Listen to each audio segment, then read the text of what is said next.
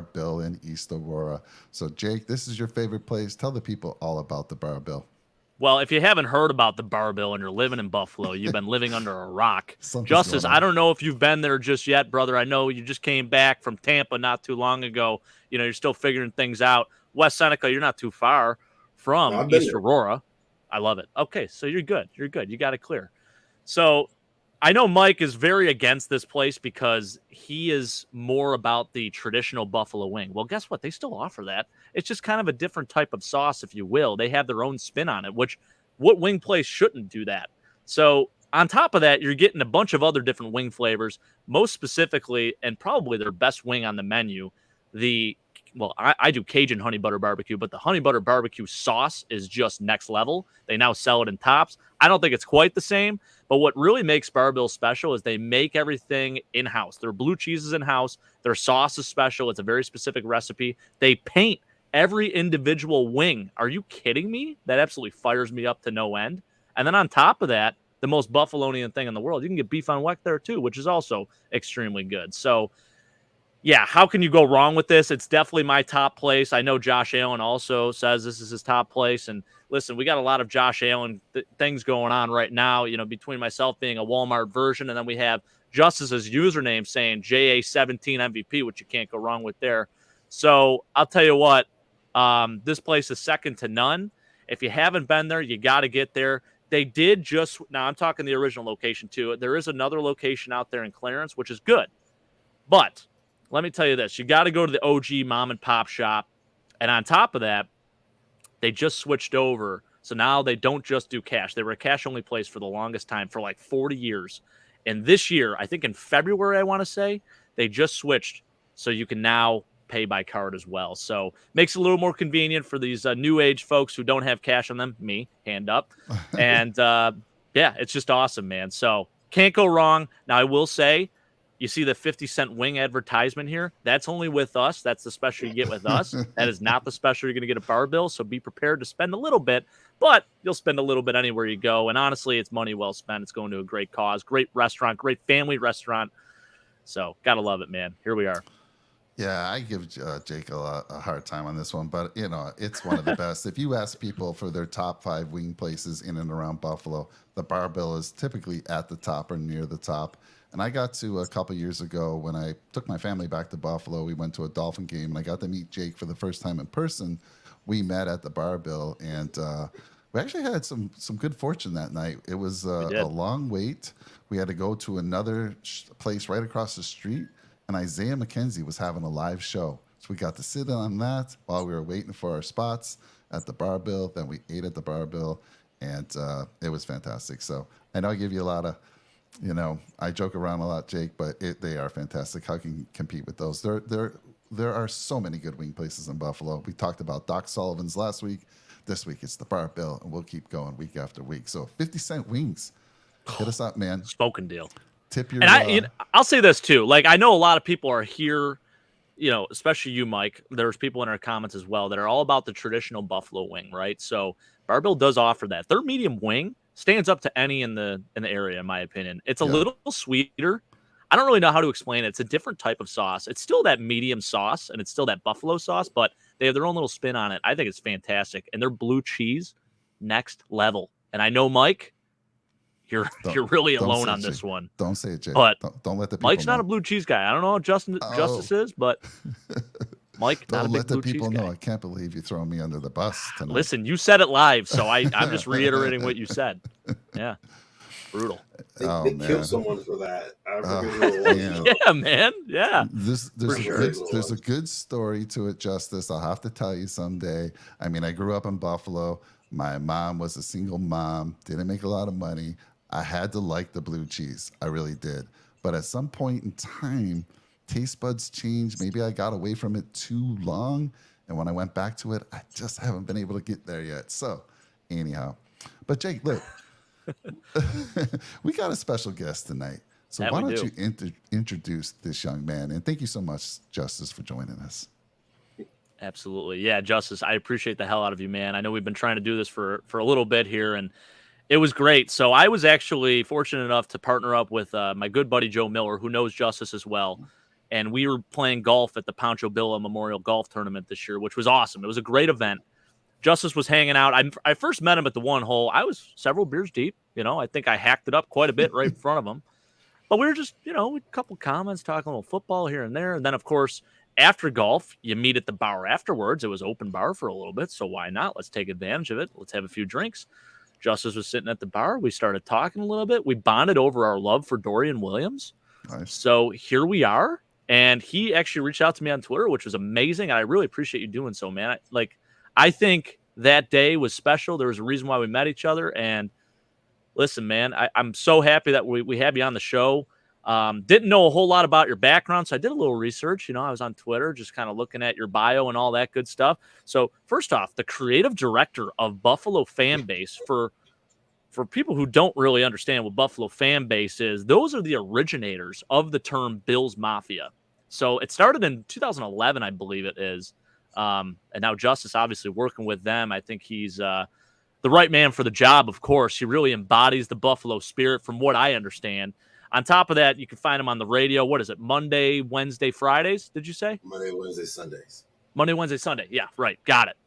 So just fantastic. And thanks for coming on, brother. I wanted to talk to you a little bit about how this all came to be, sort of, and where you got your start and all that good stuff. But I'll let you sort of introduce yourself and take it from there. I mean, that was an amazing introduction. I really appreciate it, guys. I try to give you the juice. I appreciate it, man. First of all, I want to say I love my brother Joe Miller with all my heart. He's an amazing guy. And I got the privilege of meeting Jake, while, kind of meeting up with my guy Joe. And first thing I immediately noticed was amazing energy. And I love good energy. I'm a high energy guy. I'm not super like dramatic or anything. I like positivity. And I could tell immediately you were the same type of person. And that immediately was just like, we hit it off and clicked there. And then, of course, Dorian Williams. And then I heard you did podcasting. I was like, well, I've got to hear this. And, you guys are great. And I'm super excited to be here, man. Love it, man. That's awesome. Yeah. And I guess my question to you is, first off, how did you get involved with Buffalo Fan Base? I mean, that's pretty sweet. That's a sweet gig you got going there. So for me, originally, I was just like watching guys like Rico from Buffalo Fan Base and, Greg Thompson from Cover One. Those guys, I was watching them on YouTube.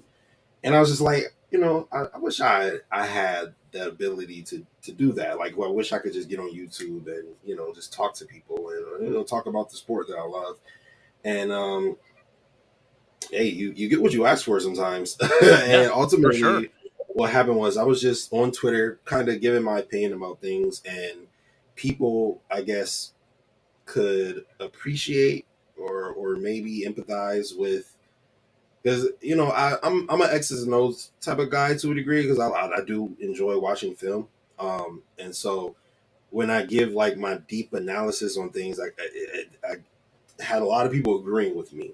And over time, I started to get more people noticing what I was doing. And a gentleman by the name of Dave Myers noticed me, and he asked me to come run his social media page for Built in Buffalo. I did so for a year, and within the year of starting there, and then before I left, I had become the president of Built in Buffalo. Let's go. I left there, just, creative differences. And I was a couple of my guys from Built in Buffalo, they decided to roll with me, and we were just going to do our own thing. And beat reporter, Coach Mookie Hawkins, he ended up, in the most weird way, but he ended up contacting me and reaching out to me. And it was just like, listen, man, the people who started Bills Mafia, they have this massive fan base, this massive, just platform.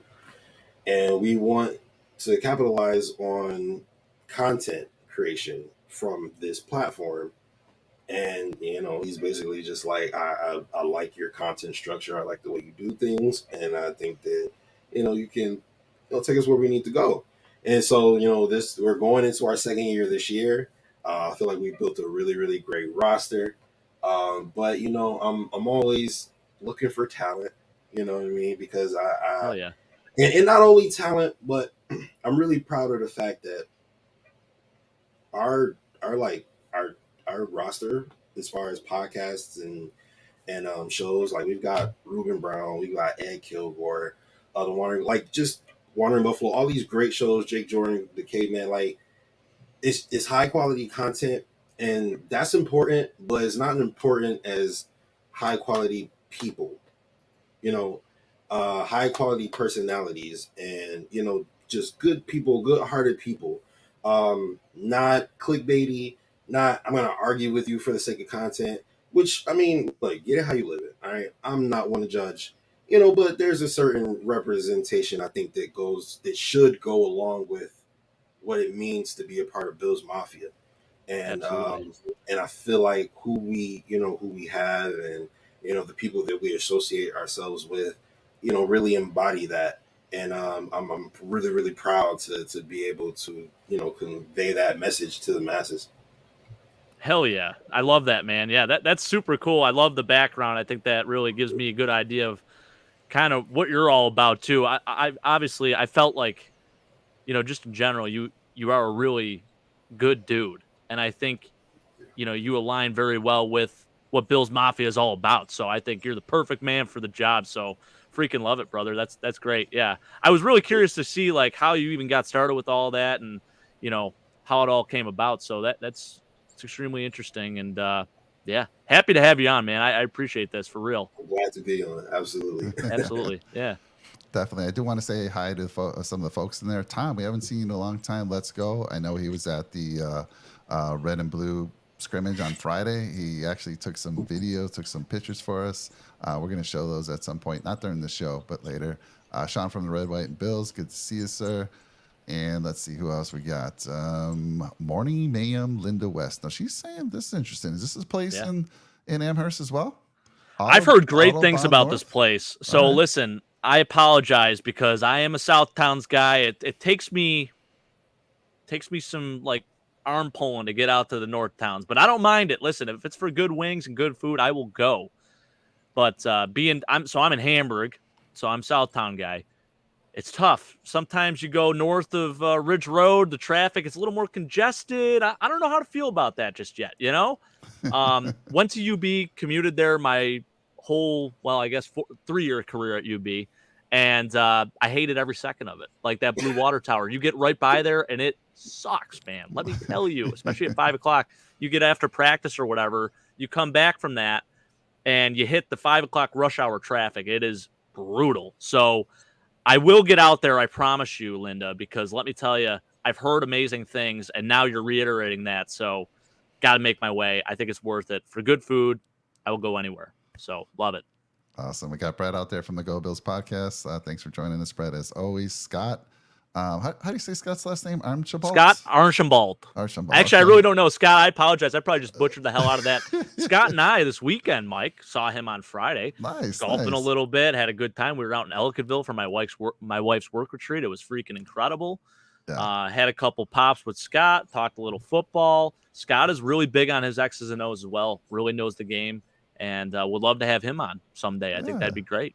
Cool dude. Then we got Timmy, who joined us Wednesday night for a fun show. That was fantastic. Yep. He says he's about to hit the hay, but he wanted to say hi. So good to see you, Timmy. Thank you. John Robert, who actually joined us last week on Wednesday from Facebook. So good to see you again, John. And he says juice from Bar Bills too. Juice from Bar Bills. Is there some juice out there? Unless he's talking about like some type of beer or something. I don't know. I'm really not sure, to be honest. Yeah. All right. Are you guys ready to talk some Buffalo Bills? Justice, you ready, sir? Absolutely. All right. Jake, where do you want to start this week? I mean, we got to talk about Jordan Phillips returning today. I mean, that's one of the biggest stories. You want to talk about energy. This guy brings it. That whole D-line is fired up as hell when he's in the game. So returning from the PUP list, we had a couple other things too. They talked about Taron Johnson and Matt Milano also returning. I know they sat out, I think, Friday practice or whatever too. So good to see some guys returning back. But, you look at this defensive line. I was talking about this on Friday too. Besides Jordan Phillips, I need to highlight Poona Ford, because let me tell you, man, that is going to be absolutely incredible to have a dude like him to come in and take some reps away from Daquan Jones, to give him some rest, to give him some time, and to keep that D-line fresh. I'm so excited about this. And obviously, Jordan Phillips returning, that's only going to help the case too. So, yeah, I'm fired up as hell about it. And Justice, want to get your take on the D-line, what you think about it. I've heard Shane Ray is looking phenomenal too. So this is certainly a storyline I want to follow too. I mean, being a former first-round pick and Shane Ray, this is a dude that was basically written off, had to go to the CFL, put up some decent numbers last year, and now he's getting another shot. So what are your thoughts on him? What are your thoughts on the D-line as a whole? Yeah, man. I think it's absolutely amazing what Brandon Beane was able to do with his D-line, considering he started the season with less than zero money. Yeah. Last season. So first of all, when you take a look at what our defensive line was originally, like I want to say 2019, when we first started becoming like a good team, right? You had your Shaq Lawson and your Jordan Phillips were like the energy guys, right? Yeah. You remember when we beat Dallas on Thanksgiving, and incredible, man. They were the heart and soul of not only our defense, really, but they were the energy and the spirit of the team. And when they both went away for well-deserved pay, again, I'm never with anybody going and getting their money. I'm never against it, rather. Sure. But I did, I was a little salty. I felt like Buffalo's their home. And funny enough, it ended up being their home. They ended up, coming right back. And, without them, we lost that spirit. We lost that energy. Our defensive line was not good. It was just not good. And then, Jerry Hughes Yep. doesn't get it re-signed. And it's like, okay, what are we going to do now? Of course, we go get Von Miller. Von Miller is absolutely everything we could have hoped for, until he tears his ACL on a freak accident play, really, because it wasn't like, oh, he's old and it tore. Like, no, like anybody would have tore their ACL on that play. It was one of those freak plays. But to come back with another year of a more experienced and a more trained Gregory Rousseau, AJ Epinesa has gained some weight, and he didn't look bad. I was excited to see him. I'm excited to see what he has to offer. And again, you bring back Jordan Phillips and Shaq Lawson, the energy comes back as well. And then you go get Leonard Floyd to be there in the absence of Von Miller, and to be a rotational piece through the hopefully playoff stretch. And like you said, Poona Ford coming in, taking some snaps away from Daquan Jones, give him a blow here every now and again. I think that the rotation is not only powerful because you're keeping your good players fresh, but what's the stat? I think it's like wins above replacement or something like that. Mm-hmm. You're not losing a ton when you bring in a Leonard Floyd, or I'm sorry, AJ Epinesa to replace Leonard Floyd, right? You're not losing a ton when you bring in a Shaq Lawson to replace Gregory Rousseau whenever he needs a blow. And then Von Miller comes back and you get a Hall of Fame pass rusher to be in that rotation. Poona Ford and Jordan Phillips and Ed Oliver.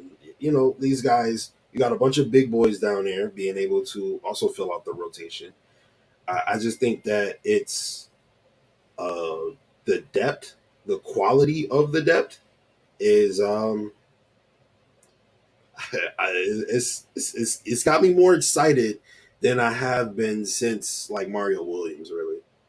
Wow, that's a bold statement. The last time the Bills had, I think it was 3 dudes with 10+ sacks. It was Mario Williams, Jerry Hughes, and was it Marcel Darius and Kyle Williams? It was either Kyle or Marcel. It was one of the two. Or maybe it was all 4 even. I don't know. That was an insane year. I think it was Jim Schwartz. Jim Schwartz was our D coordinator then. Now he's the D coordinator of the Browns. Freaking wild, man.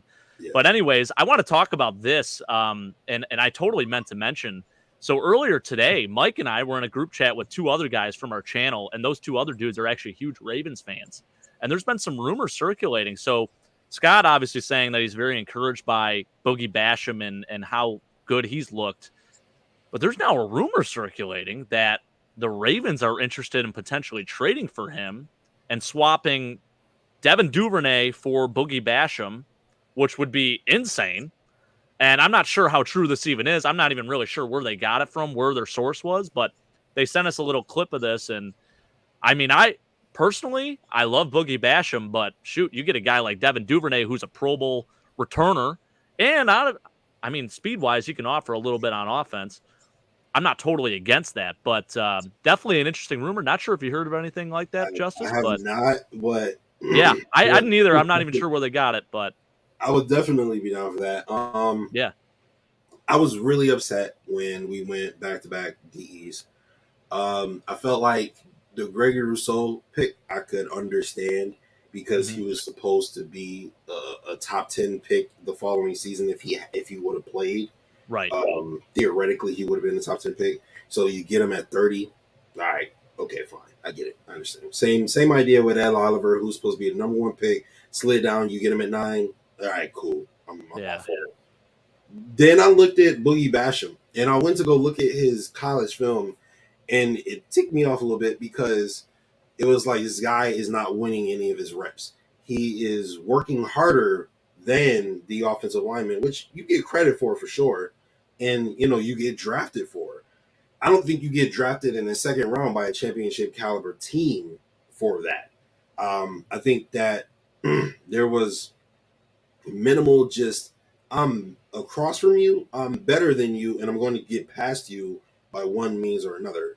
There was, I mean, like every time he spun, like the person, he just stayed in place basically. He couldn't really speed around anybody, and he couldn't really bull rush anybody. So I was upset with the pick. The more I've seen him, the more I've been encouraged, I will say, but I've never really been on board with Boogie Basham. So I have to be honest.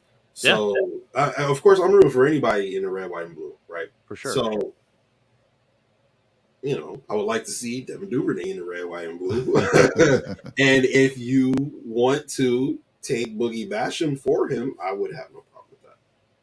I would love that. Yeah, I'm here for it. And obviously, it's encouraging hearing that he's doing well in camp and whatnot. And I think John Robert, obviously mentions here too that they're using him at D tackle. That was the one big thing I think coming into the draft with him was just his versatility. The fact that he played literally everywhere on the D line, and the Bills love that. They love that for both types of lines, offensive line and defensive line. If you can play multiple positions, I mean, why not? You're a football player. If you want to play for the Buffalo Bills, you have to be a football player. And then special teams wise, I mean, blocked field goals, made some plays there.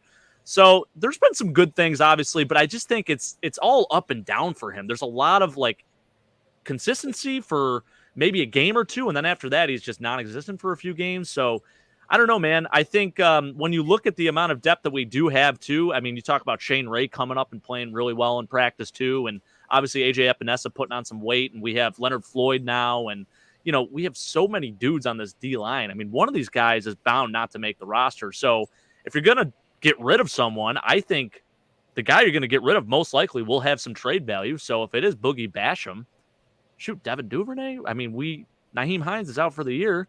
We could probably use a guy. I know we just signed Andy Isabella, and we have a couple other guys that have been taking reps, returning punts and whatnot. And Darrington Evans, we signed him too. But Devin Duvernay has proven there, man, and he is electric. And the fact that you can use him as a deep threat on offense too. I mean, there's so many things you could do there. Right. Hey, runs and I like Deontay Hardy as an offensive guy, right? Do I think he will be explosive in special teams? Absolutely. But I would like for him not to have to be. You know what I mean?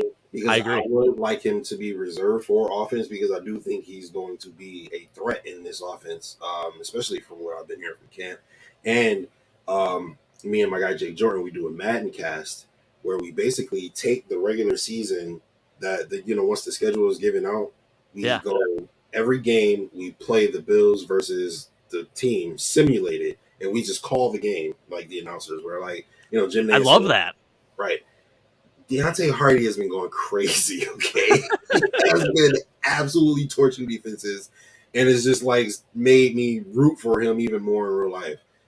So I would like to see him be a little bit of a focal point on offense, and if you have a Devin Duvernay who can take over major special team roles, I feel like that lends to him being more productive, from the wide receiver position.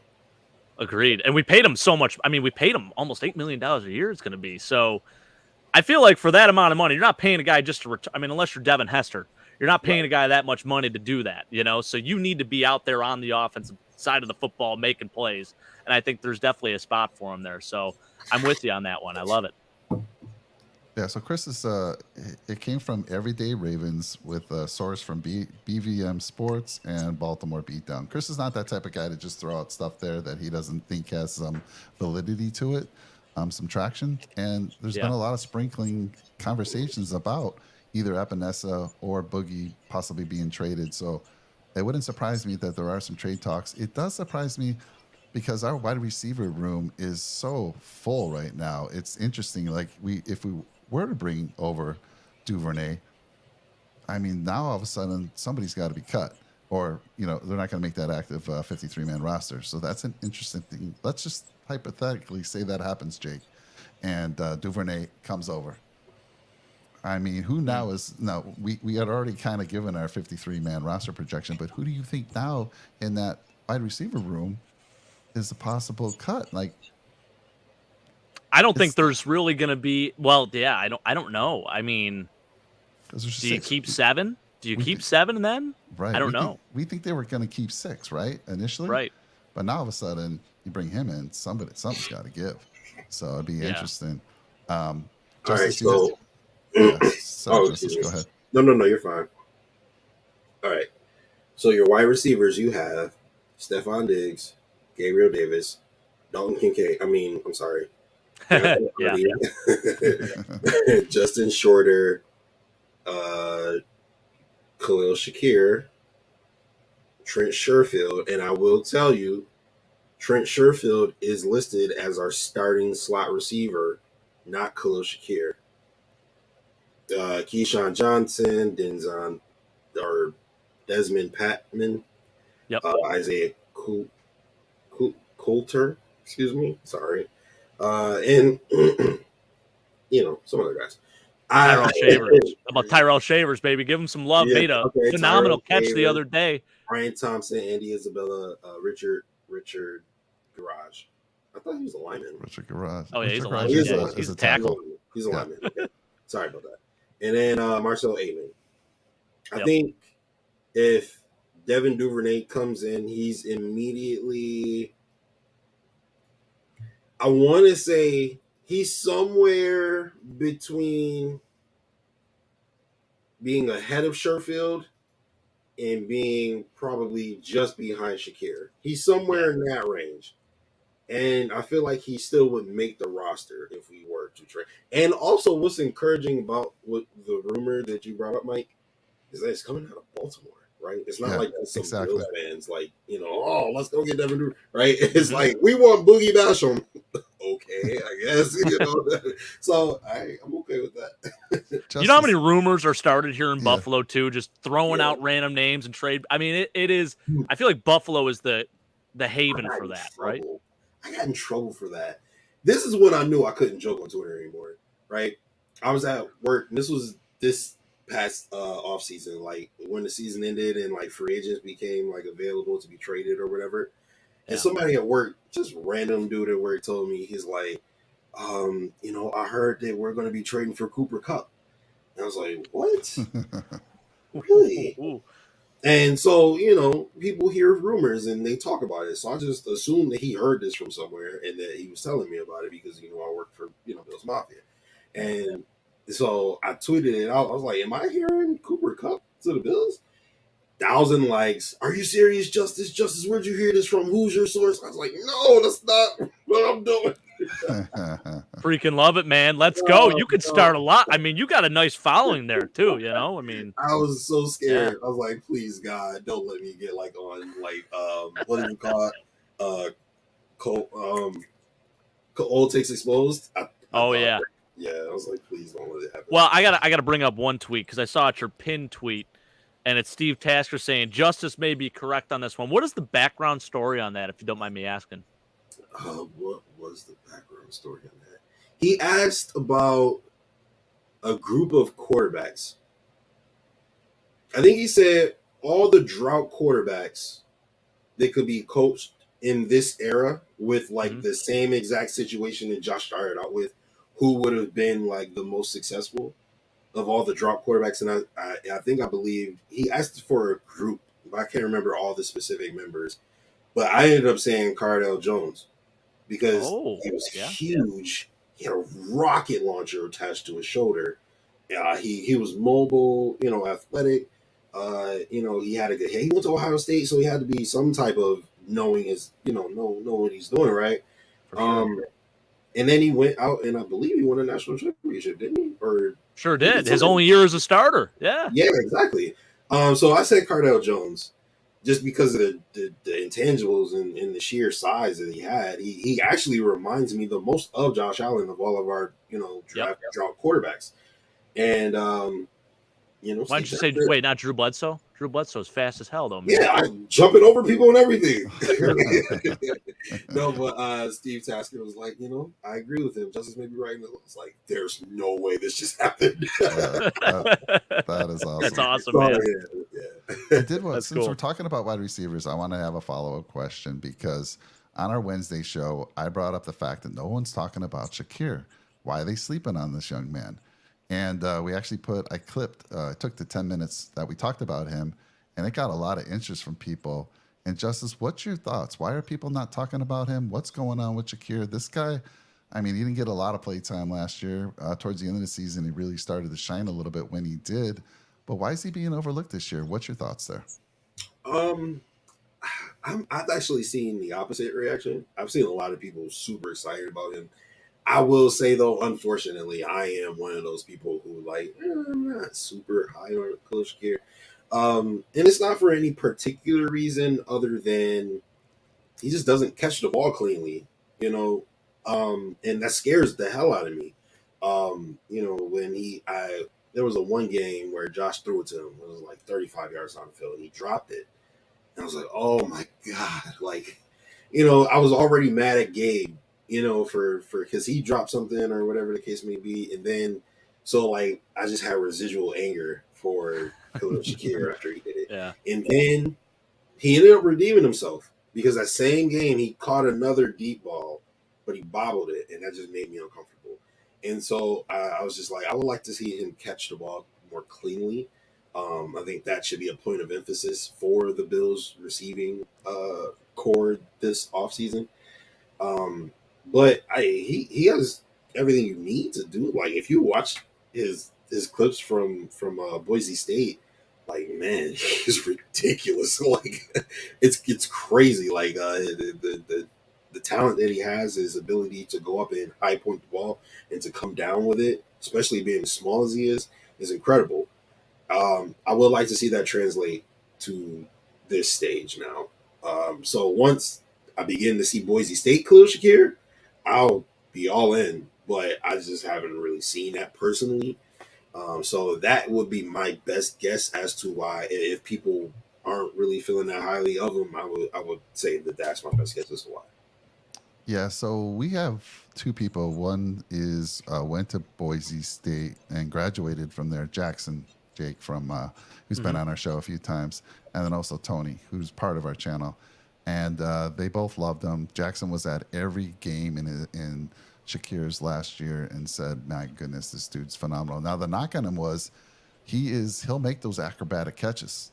He'll go up, he'll make those amazing catches, but he loses concentration sometimes on those easier catches that you were talking about, Justin. It's almost like Dawson Knox. A little bit. A couple years ago. Yeah, and Gabe Davis. Yeah, exactly. Yeah.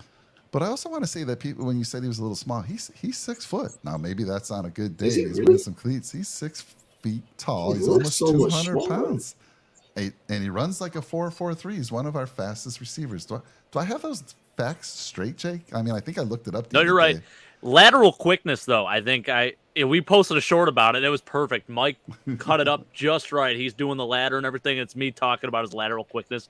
I think that's the most impressive thing you see, and that's why I think he's really good in the slot position, just because no linebacker or nickel corner is going to be able to move with him with how he runs his routes. It's in some ways at times it is Cole Beasley-esque, and I think Cole Beasley was, I mean, he literally was an artist in space with how he worked. So, you know, if he could be even a shell of what that is, then I'll be pretty fired up about it. But yeah, I agree. I think obviously you want to see the Khalil Shakir from Boise State come out, and it sounds like he's having a pretty good camp.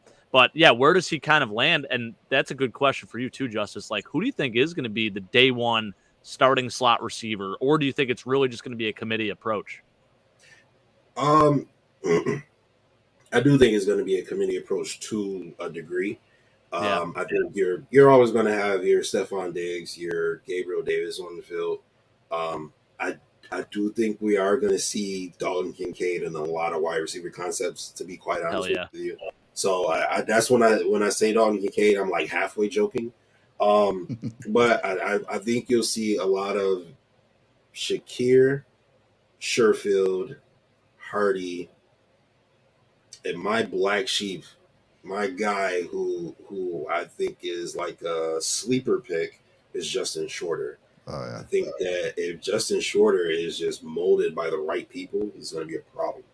And you know, you get on the field and you watch Stephon Diggs do his thing, you're gonna learn something. And he's physically gifted, so if he can learn something and he can take that, he could be a Antonio Brown type of player, as in the sense of he wasn't really thought of highly coming out of college. At least not on the NFL level. Like his college may have known that he was like really good, but like none of us really respected him like that until he showed it to us. And then, you know, Antonio Brown just went off and went crazy, and then literally went crazy. But I think Shorter could be that if he works hard. Like he has the talent to make some really big plays. So I think you're gonna see that Sherfield, Shakir, and Hardy in that type of rotation. So to answer your question, starting slot, I think you're going to see Dalton Kincaid there more than anybody, to be honest. And then maybe even some Stephon Diggs in the slot, because you have Kincaid who can play outside. You have Shorter who can play outside. You have Sherfield who can play outside now. We didn't really have too many guys who could play outside previous to this year. Now we have an abundance of guys who could, you know, fit that role. So, and Davis even can play in the slot sometimes. But I think as far as who's going to be your starting slot guy, I'm going to say Deontay Hardy right now, but Trent Sherfield is also 6'2" and runs like a 3-4, 4-3-4, 4-4. 3-4. So, no, not a 3-4. He's starting day one. Oh, yeah. Yeah, no, I agree with that. I always said, too, like when we drafted Dalton Kincaid and obviously watching tape on him and stuff, man, we might not even see him put his hand in the ground. He might just be strictly in a receiver stance at all times, or, you know, like a little 2-point stance as an H-back or whatever it may be. I don't know, man. I mean, the athleticism is just so appealing. You were giving me butterflies just talking about that, moving Steph in the slot, Dalton Kincaid outside. You could do so many things. I mean, if Ken Dorsey doesn't succeed this year, wow, I don't know what to tell you, because there's just so many weapons to go around. You know what else I noticed? I don't know if you guys seen the clip of James Cook running and getting like a 50, 60-yard rush or whatever. Yep. Dawson Knox had his hand in the dirt. Quentin Morris had his hand in the dirt, but you know who didn't have his hand in the dirt? Number 86 was going in motion across the line. Love that. And lined up at the end of it. So I agree with you. I don't think he's really going to be, you know, on the end of the line like that, to be honest. And all of our tight ends are athletic. I mean, really, Quentin Morris, too. I mean, I liked what I saw from him, too. And not just because, listen, I am biased with Mac School players. He's a Bowling Green guy, so of course I love him. But I really do think that, like, he could play in this league. And right now, of course, he's going to be the third guy just because we got these other two dudes. And then don't forget, we signed another kid, too. Former third-round pick.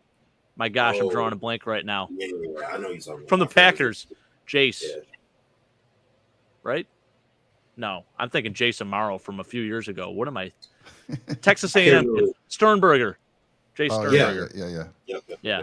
And Reggie Gilliam, a former tight end as well, is also very Listen, athletic. don't even get me started on Reggie Gilliam. That's my favorite player on this team. I have a jersey of him. I rep it every Sunday. That's right. You and my That friend is my Kay that is my boy. Yes, and he's not going to be a cut. I know a lot of people are saying maybe a surprise cut. Reggie, no chance. Every time that guy's on the field, something good happens. Come on now. I want to say, I mean, first of all, it wouldn't surprise any of us, Justice, if the Bills first they come out on that field in 12 personnel, and in that slot is Kincaid. So I think you're absolutely right there. It wouldn't surprise any of us if that was the first time we saw someone in the slot was Kincaid.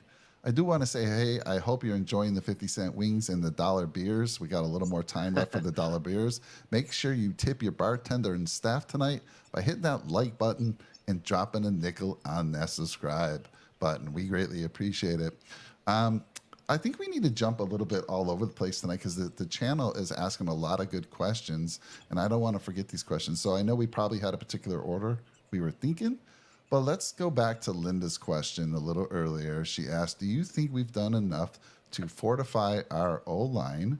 And we'll come back to Sean's question in there because I saw that one as well. Do you think we've done enough to fortify our O-line? We need to protect Josh. And Justice, I mean, we've talked about this a lot, Jake and I, so we'll throw it to you for your opinion on this question here. Well, I feel like we don't know yet. That's kind of yet to be seen, right? It's like TBD. I think that they are going about it the right way this offseason, though. I think they have like 13 offensive linemen on their roster right now, or something crazy, some crazy number like that. And I think that there's a point to that, right? I think that we have taken our offensive linemen and kind of being like, all right, well, 17 is a Martian, and you know we don't really need to invest too much into the offensive line because he's just gonna do whatever he wants to do. He's gonna throw your defensive tackle into the dirt, run past your defensive end, and then just throw a laser past your safety. Like, so I don't think it was too much of an emphasis, right? Until nothing's a problem until it's a problem.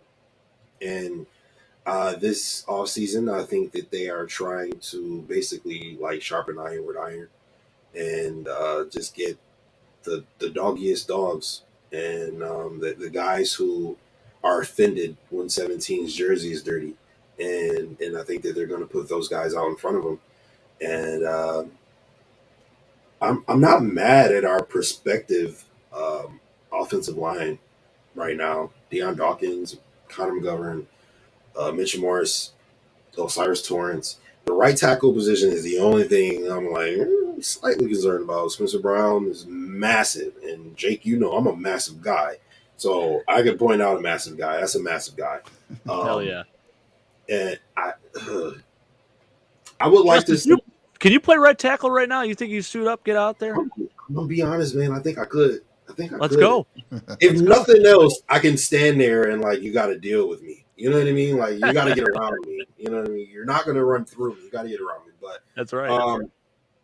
I would like to see, if I'm being honest, I would like to see that right tackle be battled for.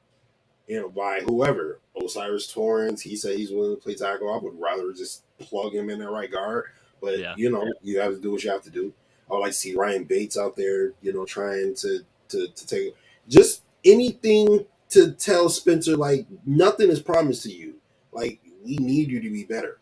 And again, he's not having a very good season in our Madden cast. So, dude, where can we find the Madden cast? Is it what you guys got a channel out there for it, or what do you? Yeah. Well, Buffalo fan base. Buffalo it's right on the fan base channel. Okay, cool. FAM base. Yes. Got it. Go ahead and we do it every week.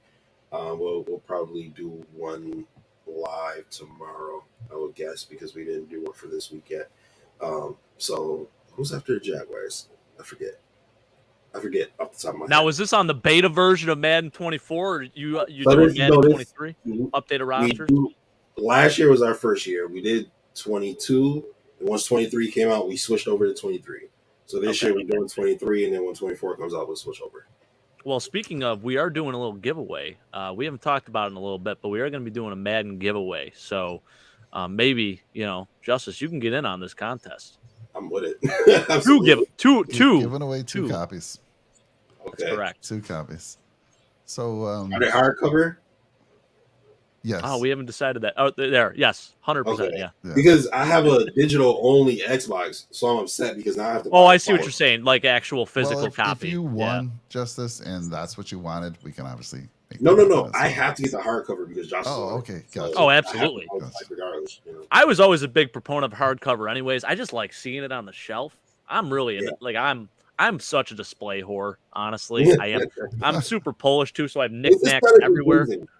It is. Yeah, yeah, man.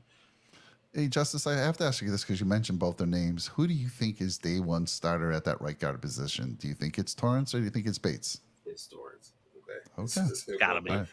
We said Spencer Brown is massive.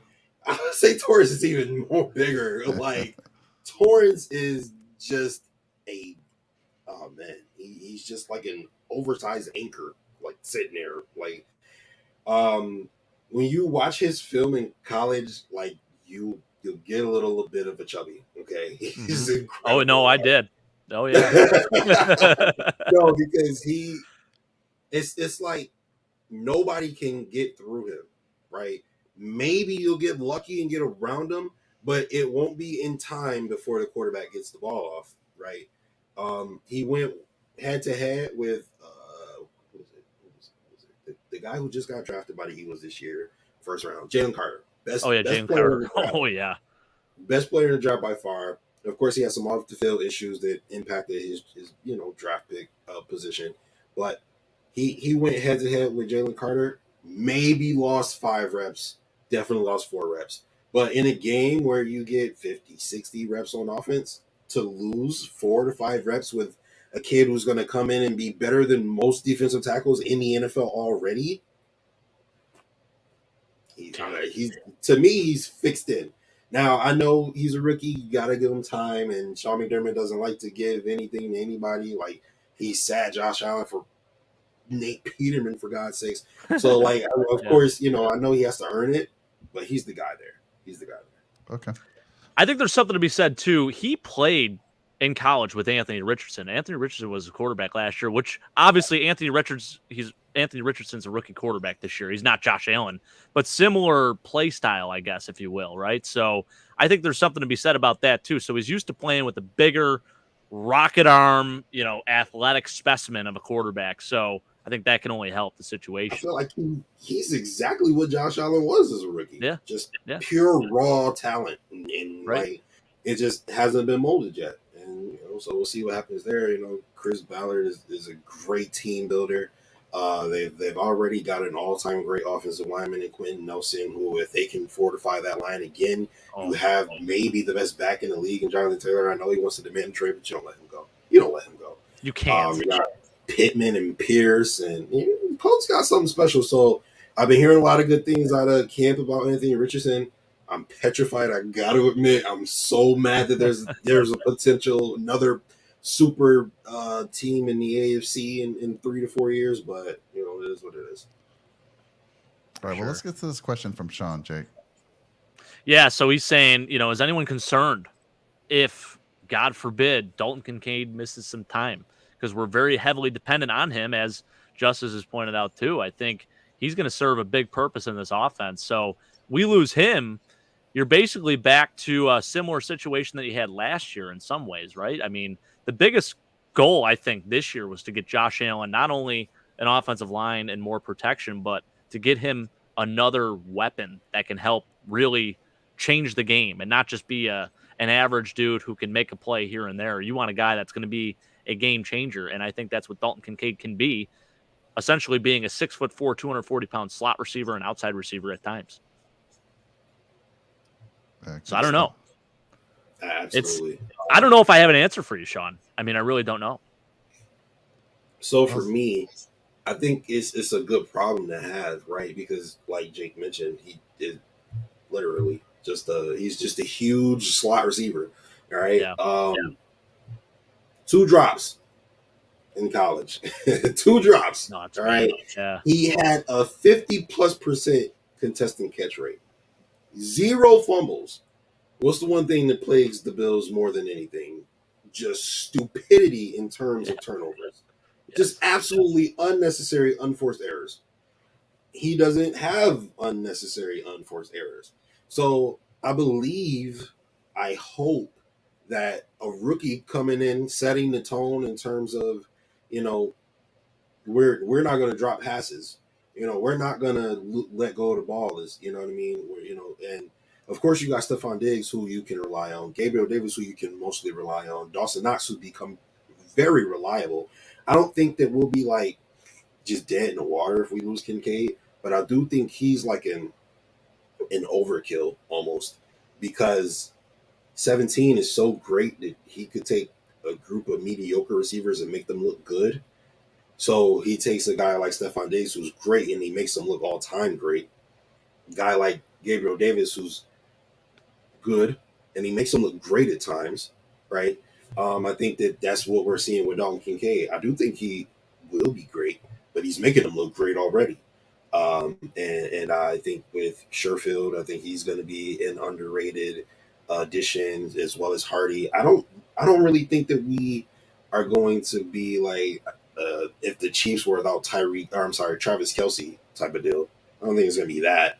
But I also hope we don't get injured. You know what I mean? But I think we would be fine without him. But I think we'll be even better with him. I love that. Yeah. What do the stats look like in the Madden cast right now with Dalton Kincaid?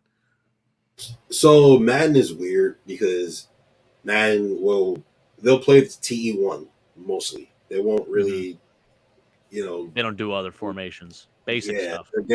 They're not going to anticipate like the TE2 being a productive part of the offense. So they really give him limited play. So he's probably got like a handful of catches for the season, maybe like 10 it's a shame. ESPN NFL 2K5 would never.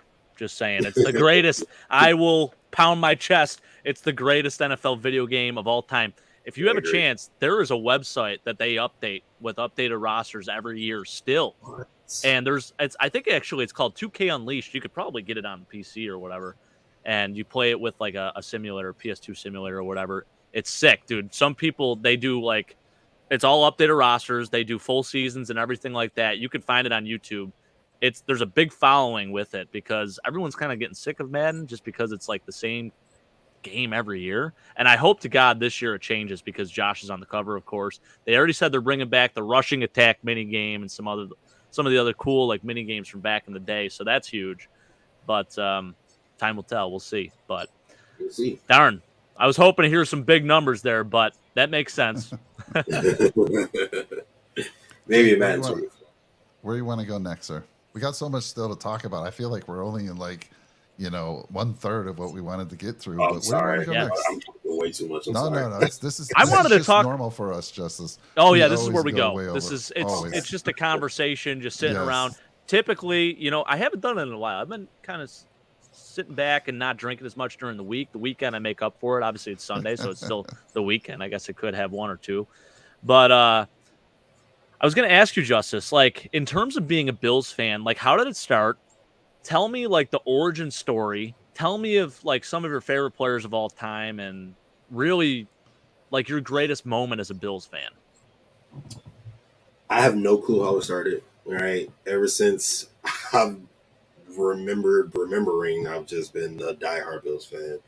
I remember me sitting in like this tweed chair as a baby in just like a full off Bills sweatsuit. Like the sweatsuits that were popular in the 90s, right? Oh yeah. Yeah. I was born in 95. So like I had the Bills sweatsuit as a baby, and I just remember, my dad just nailed it into my, like, you're a Bills fan. There's nothing else to it. You're a Bills fan. And I think I really like knew that I wanted to be like an analyzer of football. I remember there's one play where Marshawn Lynch had the ball and he's running with the ball and somebody sticks their legs out and trips him and he falls to the ground.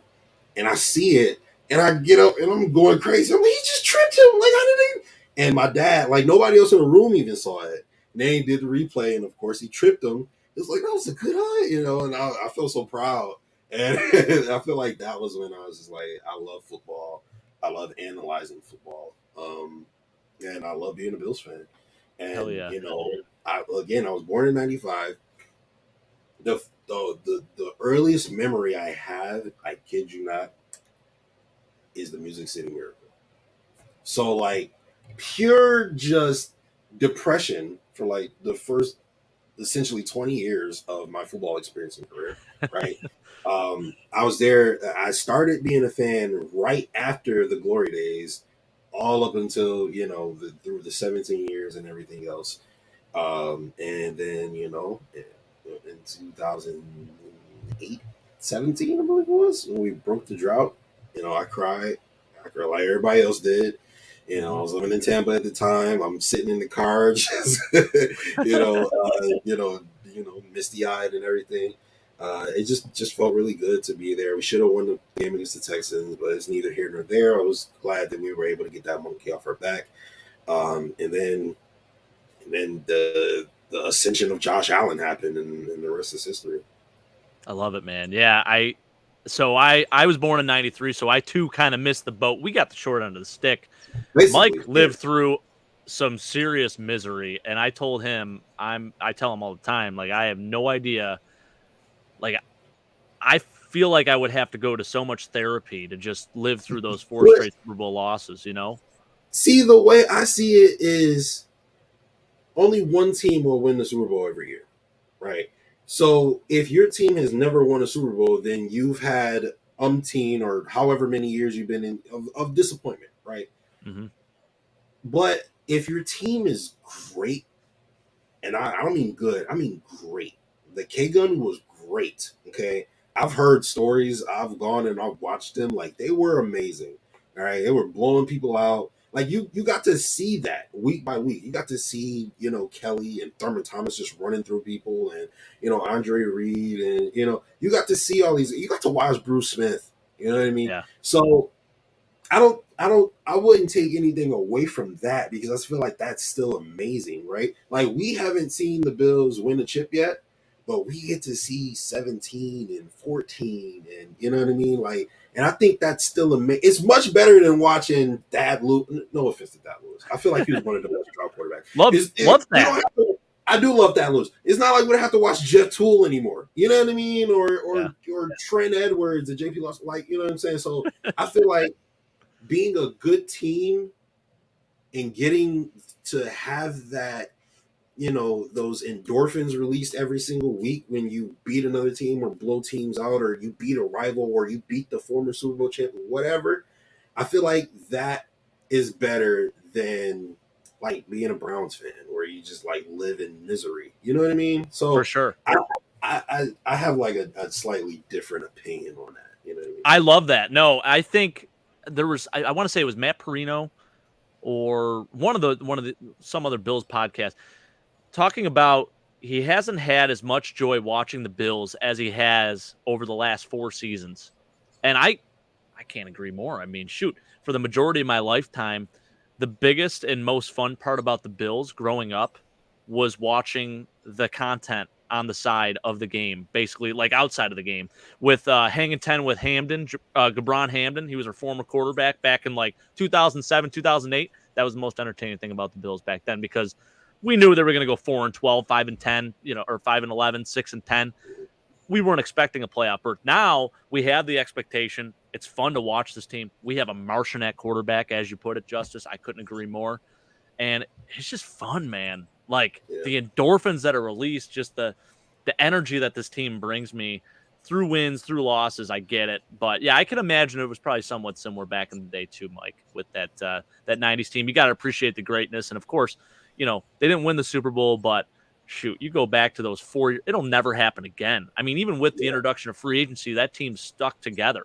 It's an absolutely incredible story. Yeah, 100%. I mean, again, it is heartbreaking. I mean, when you have 4 shots at getting that final, the trophy, you work hard all year, and that team, Again, it'll always be that first Super Bowl. That team, the Giants had no business beating them, no business being in that game. So that one hurts the most. But yeah, you appreciate those teams. I loved it.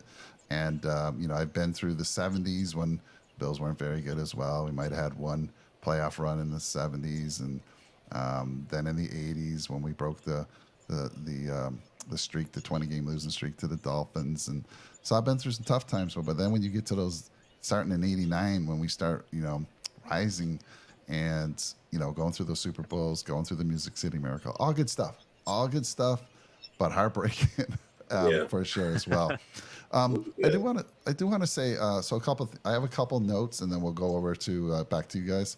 So I just want to say I've been listening to the folks that are on the ground there at the camp sessions. Cam Lewis continues to get good press. He was dinged up today. I want to say that he was dinged up today. He went up for a pass, came down hard, and there's been no one's kind of put out there what actually happened to him, how bad it is. But he was a little dinged up, but he's been doing super well. I know Cam Lewis, he's one of my guys. I feel like people have been too hard on him for that Jefferson play that didn't happen. And there were many other reasons why the Bills lost that game, not just him not swatting that ball away. And it was Jefferson making an amazing catch as well. If you look back at that, it's like, holy crap. Oh, insane. That was incredible. So he's, I think he's a lock for the 53-man roster.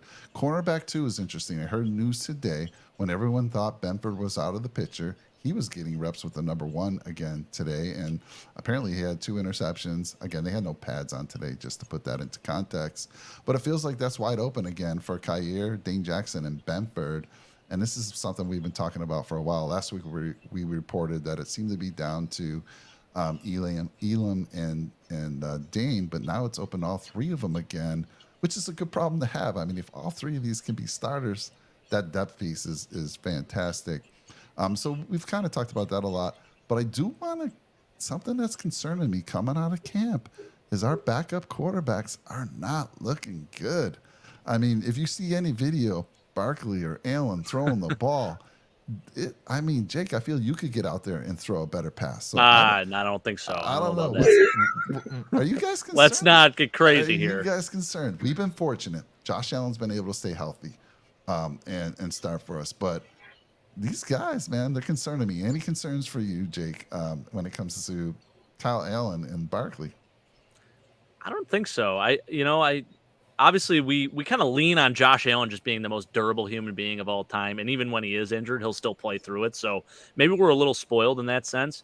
God forbid a season-ending injury happens.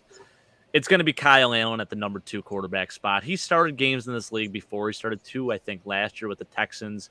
He had a multitude of starts with the Panthers a few years back. He actually did okay.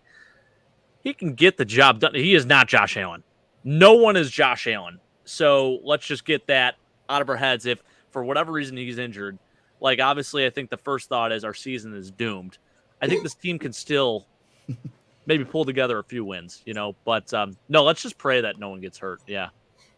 But there's some other guys out there on the market that they could go after and pick up if it ever happened. But I just wanted to ask you that question.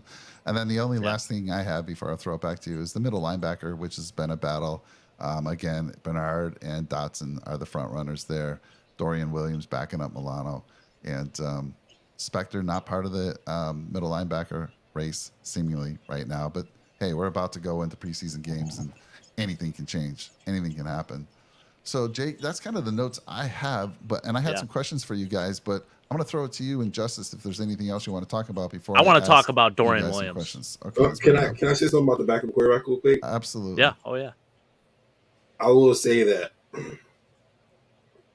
if Josh Allen gets injured, it's over, right? But if Josh Allen gets injured, Ken Dorsey will be forced to do his job. That's true. So that'll be interesting to see what he actually does with that. Because in reference to the play calling that is there for Josh toward the back half of the season, if you give that to really any other quarterback in the league, not named Mahomes, you fail miserably. So it would be interesting to see what Ken Dorsey would have to do with Kyle Allen because you still have this tremendous roster Yep. And theoretically, you still should be able to do something significant, like at least be top 3 in your division. Um, and I just don't know if they would. And I think that it would really expose a lot of people. But I'm sorry, Jake. Go ahead and continue. No, that's well put, man. Yeah, I couldn't agree more. I love the fact that you pointed out it will force Ken Dorsey to do his job. I don't think I think he does probably understand how blessed he is to have Josh Allen at quarterback. Makes his job so much easier, and that's why I think people basically hold him to the standard that like this is do or die this year, especially because now we've given him some more weapons. We've given him a better offensive line. So if we don't produce this year and the offense doesn't look good, people are going to be calling for his head real early. So this is do or die. Scott saying he's an Allen and maybe that will be enough. Yeah, that's a good point, Scott. You never know. Hey, Matt Barkley did come in and weather the storm pretty well a few years back, if you don't remember. I mean, it was, I think Josh Allen's rookie year, I want to say it was when he was injured. Matt Barkley had to come in. He had that game against the Jets. Went Jets off. game? Yeah. Who was our one receiver? Kelvin Benjamin. We did have Kelvin Benjamin. I'm thinking of someone else though. Zay Jones. Charles Nope, it wasn't Clay. even him. Nope, it wasn't him either. It was number 16. I'm drawing a blank here. I gotta look this up because it's gonna kill me if I don't find this out. 2018 Bills. I know it. It's it's on the tip of my tongue. I can look that up for you. Talk to us about Dorian Williams, and I'll find that up for you.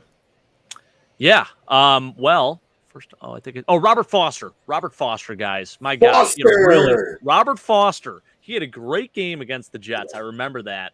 And man, he was a good deep. He had like 500 something yards. Yeah. Yeah. I loved Robert Foster, man. So good times there. But yes, getting to our boy, Justice, Dorian Williams, a lot of disrespect, I feel like, right now towards Dorian Williams. And I think Brandon Beane is doing his job by keeping things under wraps and not really saying a whole lot, saying he's going to learn behind Matt Milano, learn the will linebacker position a little bit. Maybe he's not necessarily a middle linebacker to start, but gosh, he's just too good of a football player, I feel like, to not be on the field. Would you agree with that? I mean, this is sort of how we bonded. So let's speak up for our boy a little bit here. Yeah, so I think that the one tremendous thing about Brandon Beane is that he fights crime at night. Okay. Mm-hmm. And he lives in a cave. All right. And he's a billionaire. Yeah. He's yeah. Batman. Okay. He has a contingency. You see his house on Zillow, by the way? Wow. It looks like the Wayne Manor, right? No, but he has a contingency plan for everything. Okay. Even last year, he had a contingency plan for everything, and somehow his coaches still screwed it up. He was like, this year, I'm giving you guys no excuses, okay? And so I feel like Dorian Williams is a case where I'm so glad because he's a rookie, right? Like, we don't even have to expect anything out of him this year. We can really just redshirt him if we really wanted to. Like, true. Isaiah Hodgins reminds me a lot of the predicament that Dorian Williams is in, right? Because we could either take this tremendous talent, hone it, and then use it productively, or we could keep Jake Kumerow on the roster and let him go for nothing, right? So I think that Dorian Williams is he's a rookie, right? He didn't play in like a Power 12, nothing like that, Power 5 school, excuse me. He has to come in and learn emotions, right? He has to learn how to be an NFL football player. Like, you get out there and you see Christian McCaffrey, like, that's not normal stuff. You know what I mean? You see Aaron Rodgers, it's not normal, right? This is maybe the most talented quarterback that's ever stepped foot on the field, right? Mm-hmm. So you can't just throw him to the wolves. Even Patrick Mahomes, he didn't know how to, read the Mike linebacker when he first came into the league, whatever. But he still has the raw talent where, if you told him exactly what to do and it's there for it to be done, he can get it done, right? But being a middle linebacker, you have to notice things. You have to play chess. You have to be able to see 2-3 moves ahead, right? and that takes time. So I'm not too worried about it. He's still a tremendous talent. This is his rookie season, and we have yet to see him in the preseason because once he takes somebody's helmet off, everything changes. Everything changes. Amen. When the first helmet goes flying. That's all I'm saying. Hell yeah. I'm gonna run through a wall right now, Justice. I freaking love it, brother. Let's go. Okay. Yeah. This is interesting too, Scott bringing this up here. Saying they had Terrell Bernard out there alone as the only linebacker last practice. What's up with that? Very interesting. Must be a. I wonder what the personnel was in general, like who was actually out on the field. So Oh, I've heard Taylor Rapp is playing a lot of subs. Okay, I can see that. That makes sense. Yep. And that is another. Okay, I love that actually. That's so exciting to me. The fact Taylor Rapp, first off, signing here. It was the last thing I ever expected because he's a dog. I mean, he's a legit player, man. He's a good football player, and I feel like we got a bargain deal with him. And you talk about eventually replacing Jordan Poyer and Micah Hyde in the future. That might be our piece right there, and he's going to get on the field. I think we're going to see all three of them on the field a whole lot this year, anyways. But so exciting, man! It's awesome. I agree. Justice, where did you want to go? Do you want to talk about anything specific that we haven't covered already? So I was actually gonna shut my mouth because I feel like I'm talking too much. I'm just self-conscious. Oh, no, we need more. So you mentioned like the succession plan to your Micah Hyde and Jordan Poyer because of course best tag team duo in the league, right? Just veterans in every sense of the word, all pros, both of them, even in their later stages of their careers. Both coming off of significant injuries. I feel like we might be seeing our last season with them together here. Mm-hmm. And I feel like within the next 2 years, they'll both be gone, unfortunately.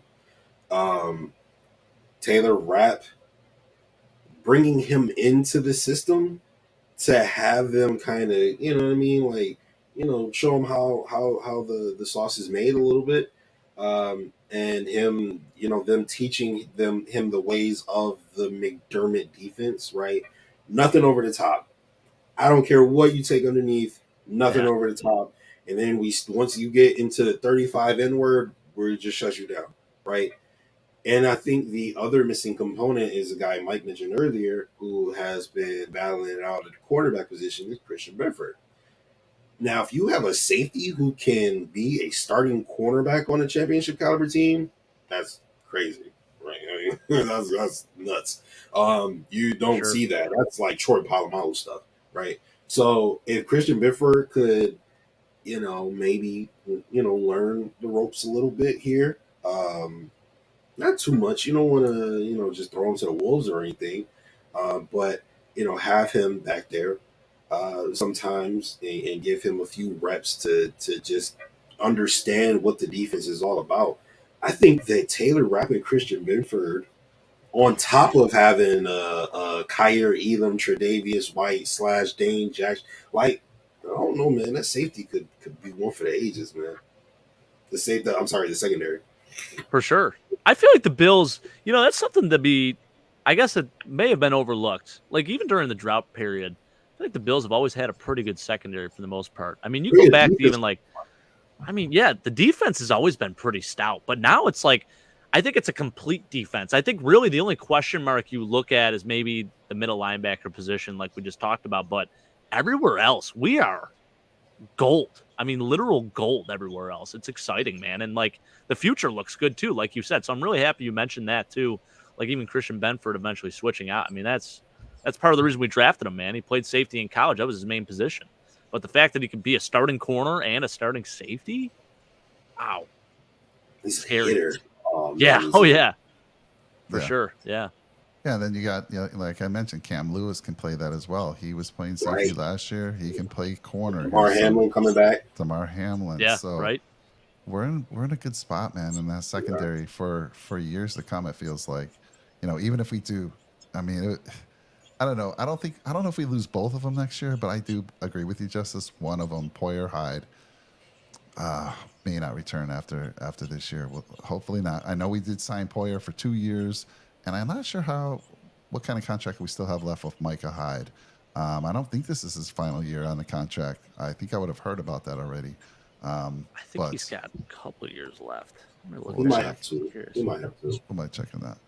But yeah, you're right. I mean, they were so dinged up, and we still don't It's a know. I mean, 5-year. when Micah Hyde takes that first hit coming off that herniated disc in his neck, you're always concerned about that stuff. But I think with Rapp and, like you just said, Hamlin and Benford, and oh my gosh, we're in a good spot, man. We're in a good place for sure.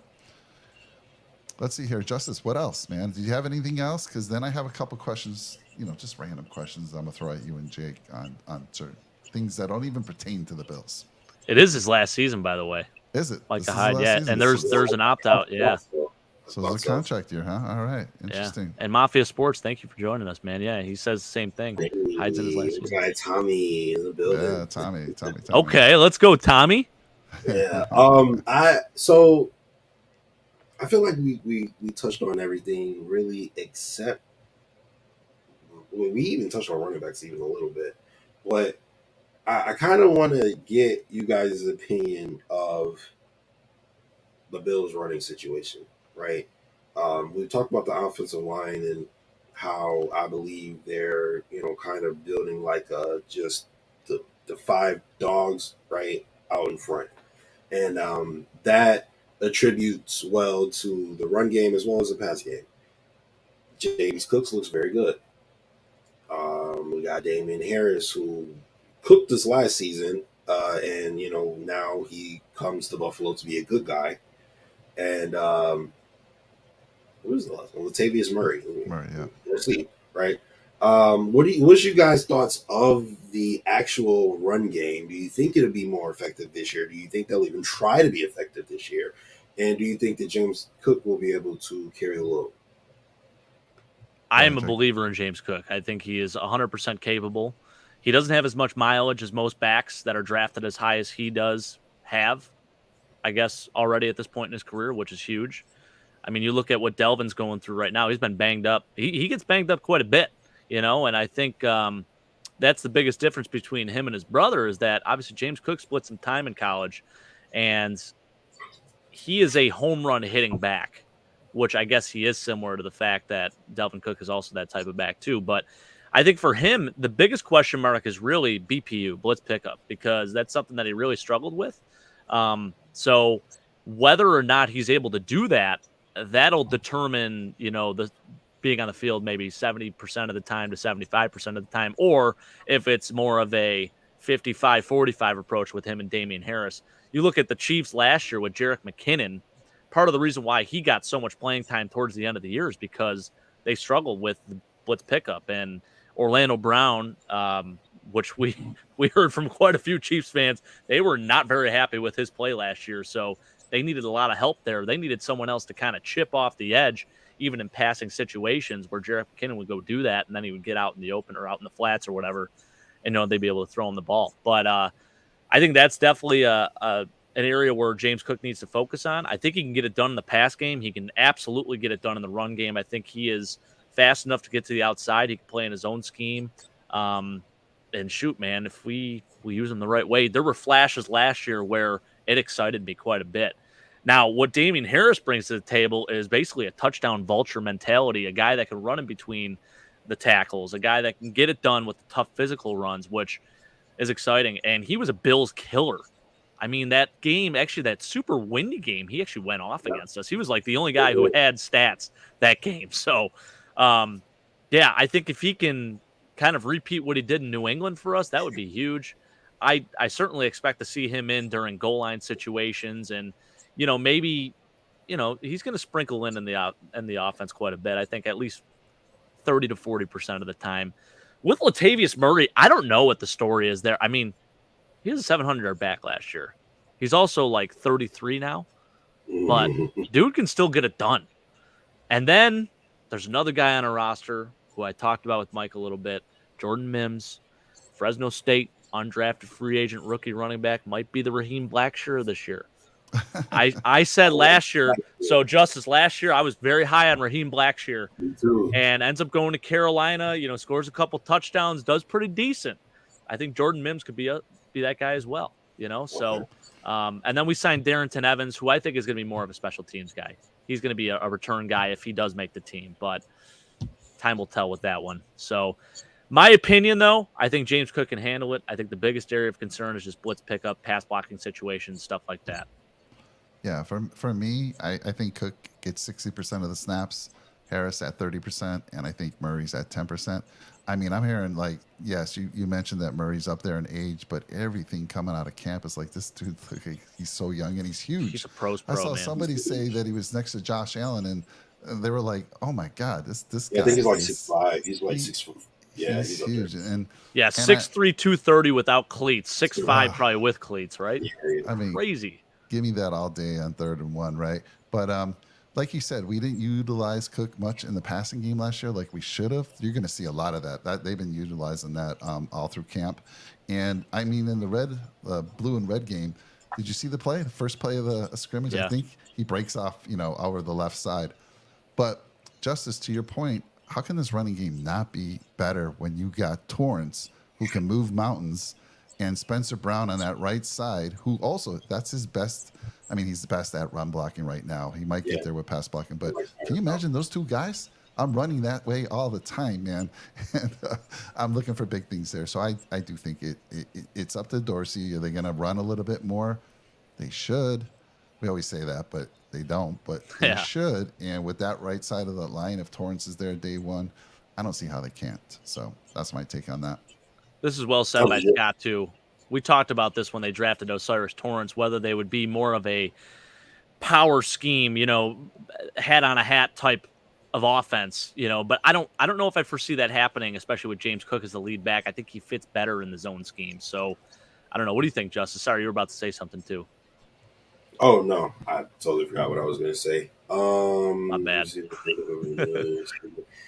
No, I agree. I've been saying this for some years. Honestly, I have been confused as to why they were trying to play so much finesse football. I really don't understand it. I feel like the power approach is the more effective one, is the more durable one. To be quite honest with you, Oh I yeah, feel like you consider like the zone running and all that other stuff. I really like Devin Singletary. I was a huge Devin Singletary fan. I don't feel like he was given enough help, on from the line, from the coaching, from the scheme, none of that, right? And I agree. Excuse me. I agree. You take a look at maybe the best overall quarterback that's ever played, in my opinion, Peyton Manning. He had a power running scheme. He had an offensive line that was just they were disturbed. They were disturbed humans. Like they were like firing out. They were coming for you and your children. They were coming like they were doing whatever they had to do to protect their team. I remember Jeff Saturday like fighting people even if they even touched them. Like, so I've been sitting here like, you got maybe the most athletic quarterback who's ever seen a field. Sans Anthony Richardson. And we're finesse running with guys who aren't even good at run blocking. I was very confused by it. But I agree. I think that a power run scheme would be more effective, especially when you got bigger bodies like Torrance and Spencer Brown. None of this pulling guard. You're not pulling Osiris Torrance. Why would you? Just get him out in front of the guy, in front of him, and say, move him backwards. Yeah. That's really all there is to it. You shield off a guy, another guy shields off a guy, a hole is created. You know what I mean? And the rest is up to the running back. So I would like to see that implemented. I know that Mitch Morris, I feel like he would be decent in the power run scheme if he was a little younger. But I feel like whoever replaces him, if they make that like another Osiris Torrance, Spencer Brown type in terms of just being, the physical stature being like very, very large. I feel like we will assimilate more into that line of thinking with the power run scheme. But for right now, honestly, if I had to be honest with you, I believe that they're going to keep that finesse stuff going. And I hope not, but yeah. With Aaron Cromer too, I feel like the power run game is more his style. Like hat on a hat, he loves that stuff. He loves being tough and physical like that. So I don't know, man. Yeah, I mean it's definitely. They didn't even run a zone scheme with Shady McCoy, like right, which he is the textbook zone running like runner. Exactly. Yeah. And the power run scheme worked for Shady McCoy. It did. So, it did. He had some great years with us, man. Yeah. He did. I don't know, man. I don't know. Yeah, it's crazy. I love Tommy coming in and saying he's thinking 1,300 to 1,400 total yards. Freaking love that. I'm saying, how about rushing yards? Not total yards. How about rushing yards? Let's get some fantasy numbers. We haven't had a 1,000 yard back since Shady. Do we finally get a 1,000 yard rusher? Do we? I'm going to say we do, Jake. I hope so. I think it's time. We're long overdue. I mean, it's been 6 years now. And I know, like, the run game, it's not intriguing. But how nice would that be? You look at balanced offenses. I mean, it can only help, right? And then good luck. I mean, what do you do then? The run game can be intrigued. I know I'm intrigued every time 17 runs with the ball. So, I mean, absolutely, man, for sure. I just want to say we did extend the dollar beers for another half hour, so make sure you get your order in. We got a few more minutes on that deal. And Loganberry on tap is my poison. Oh yeah, gotta have that Loganberry, man. That's some good stuff right there. All right, so guys, I mean, we've kind of covered everything. Is there and Justice? I mean, I want to make sure we've given you, talked about everything you want to. Is there anything else? Because we're up for it if you have more. One last thing. Sure. Let's say there's a particular player, really good player, a little older, but still a really good player. He wants big money right now. What? Let's say, all right, I'm not getting the money I thought that I was going to command.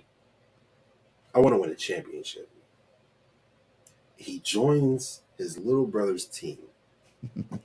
Would you guys welcome Dalvin Cook with open arms? I would. Absolutely, I would. Now, it kind of muddies the running back room a little bit, but why wouldn't you want a guy like that on the team? I mean, really. It depends how much cap he would eat up, too. I don't even know how you get that deal done, but I would absolutely welcome it. What about you? I mean, I feel like you might not be for that. You think that would kind of mess with James Cook and, like, how his career progresses? Or... it's an interesting. I mean, if you're asking me, that's the great point, Jake. That's exactly what I would say. How's the brother feel about that? Yeah, he's gonna say, yeah, of course, I'd love to have my brother, but now my brother's taking time away from me, right? Yeah. If you sign Dalvin Cook, you have to play him. All of a sudden, I said, James Cook is getting 60% of the snaps. That goes down, and Dalvin Cook's probably going to be your premier running back, in my opinion. But Justice, like Jake was saying, what are you thinking there? I mean, listen, if he came for cheap enough, absolutely. But I wouldn't want to spend big money on him. If I was going to spend big money on a running back, I would say go get Jonathan Taylor. But younger, I really don't think it. Until I see it, I really don't think Kyle. I really don't think that Ken Dorsey is going to emphasize the run. So, like I said, until I see it. Good point, too. Yeah, great point. Yeah, we spent all that money on him. Let's say we do give him a big deal, and then we don't see them using him. And I mean, how frustrating would that be? Yeah. For sure. We've been talking a lot of wings here, too. I wanted to ask this question to Justice because I don't think we actually asked him. Nope. And we like to ask our guests, especially Buffalonians, where is your favorite wing spot? You got a wing spot? You got a pizza spot? What are the places, Justice? All right. I'm obsessed with Picasso's Pizza. Hell yeah. Love it.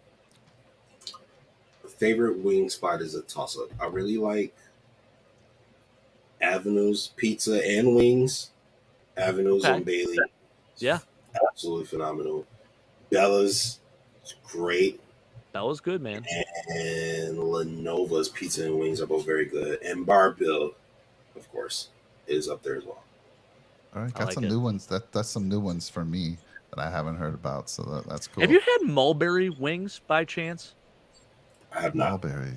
So Mulberry is like this really good Italian restaurant here in Buffalo. You had to have heard of that, Mike. That's Yeah. a South Buffalo place. Yeah. Yeah. So Josh Allen swears by it. I don't know if I know there was the Trey White wing on there. Trey White had his own Buffalo wing or something like that. So maybe he's saying it because of that. But from what I heard, they have really good wings there. And Josh Allen lists it in his top 3. He's got Barbill, Top 3. Mulberry, and then I think he said there was another one. I don't know if he said Gabe's Gate or maybe Gabe's Gate was the other one. But yeah. I've heard a lot about Gabe's Gate. Oh, it's good, man. Gabe's Gate, 911 Tavern, those two places are phenomenal. Elmo's in the North Towns. Now we're talking with Linda earlier. There is one place in the North, 2 places in the North Towns, Wingnuts and Elmo's, both phenomenal. I'm gonna have to do like a weekly wing test and try a new wing every week. There you go. For sure, man. Yeah. And let us know. Yeah. Let us know because we love talking wings. Absolutely. So my son Brandon calls me. He's like, "Dad, I'm at Wingnuts," because I told you guys last week that I have my kids going around town taking some video pictures of these different wing places so that we can do a show on it. Well, he gets to the Wingnuts, and I don't know where he was, Jake. It wasn't the one on Military Road. It was some other place that he found, and Niagara Boulevard. I forget where. Niagara Falls Boulevard. Okay, yeah. So he showed up there, which has no space at all. I'm like, no, that's not the place. I wanted you to go where they have the Froth Brewing Company. And so we had to reschedule that. But that's where he showed up. He found it. I'm like, I haven't heard much about that location. All I've ever heard about is the Froth Brewing location. So the one on Niagara Falls Boulevard, I believe, is only takeout. Takeout only. Okay. Yeah. And Timmy, actually, when he introduced me to Wingnuts or got it for us, I think that's where he went. He just did the takeout. Okay. So Froth, it's actually inside Froth Brewing, and they got their own spot there. And what a cool story with that. They were kind of on the come up with Pardon My Take. So Pardon My Take with Barstool Sports. They came to Buffalo. They met this guy, Ed, and his wife. They had this little place at the Knights of Columbus down in Buffalo somewhere. And they ended up getting huge, kind of got a little promotion and whatnot, and people started going. They're like, this is awesome. Then they opened up 2 locations, and I think they're opening up another one too. So great success story there. I think they opened one in Rochester. I think the Shout podcast actually did a show there recently. So, I was so mad I couldn't go there, but Have you gotten to training camp, Justice? Oh yeah. Not, unfortunately. I am working mostly during the time. Yeah. Damn. Yeah. So until I can do this full time. That's right, brother. That's our dream. All right. Well, let me ask you guys a couple quick questions, non-Bills related, and then we'll end this show. Again, tip your bartender and your staff. Hit that like button. Smash that subscribe button. We greatly appreciate it. But Jake, let me ask you this first. Give me 2 or 3 rookies, not on the Bills, that you are going to be keeping an eye on this year. Well, you have to say Bijan Robinson. Really curious to see what happens because that Atlanta running back room is actually loaded. I mean, they have Cordero Patterson still. They had the kid who ran for over 1,000 yards last year as a freaking rookie. I mean, and then you draft Bijan Robinson, and he's set to make a whole hell of a lot of money, and he's got the whole entire running back, I guess, union in the league talking about how running backs aren't paid enough. And obviously I agree with it. It sucks because it is kind of like an expendable position. So absolutely him. And then I think you got to look at Carolina. Look at what's going to go on there with Bryce Young. I don't know. I mean, it's they're kind of like a weird team right now where they're going through this rebuild / non-rebuild phase. They bring in Frank Reich, and definitely an intriguing couple players to watch. So obviously the first over, I mean, it was kind of an easy cop out, right? But those are my 2 guys that I'll be paying a lot of attention to outside of the Bills. All right, Justice, what about you? Were there any guys in the draft that you were obviously disappointed the Bills passed over that you're going to be keeping an eye on? I wasn't necessarily upset that we passed over anybody except maybe Nakobe Dean. I feel like I was like Nakobe Dean. But once I saw we got Osiris Torrance, I was like, oh, never mind. I'm not mad anymore. You're good. I was like, I'm fine. Okay, I'll be okay.